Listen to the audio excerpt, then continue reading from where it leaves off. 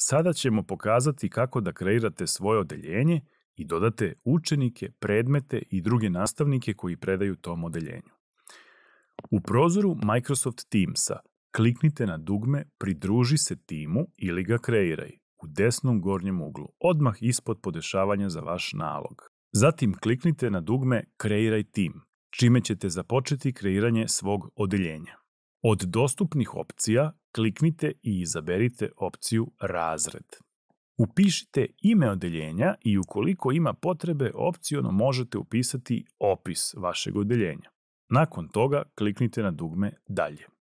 Na kratko vidjet ćete kružić koji se vrti i poruku Kreira se tim. Sada je potrebno da u odeljenje koje ste kreirali ubacite svoje učenike.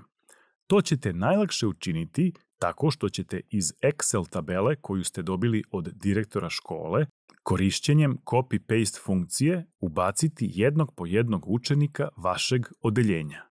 Umesto da korisničko ime kucate na tastaturi, što povećava mogućnost greške, najlakši način je da korisničko ime učenika iz e-maila ili Excel tabele u kome vam je poslato, obeležite ime učenika selektovanjem celog teksta i desnim klikom miša kopirate u odgovarajuće polje.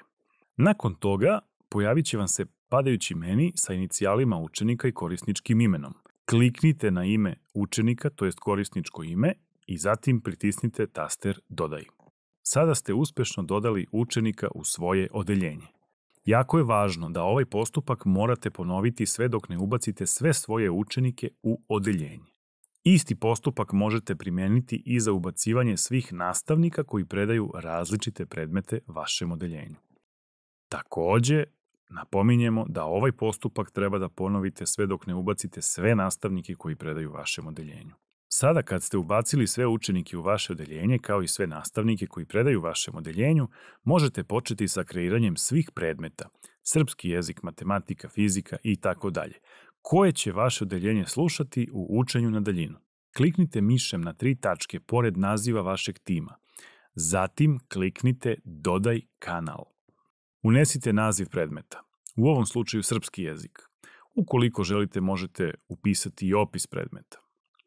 Štiklirajte opciju Automatski prikaži ovaj kanal na svačijoj listi kanala i kliknite na dugme Dodaj. Na ovaj način kreirali ste predmet srpski jezik. Napominjemo da ovaj postupak treba da ponovite sve dok ne ubacite sve predmete koje će vaše odeljenje slušati tokom učenja na daljinu.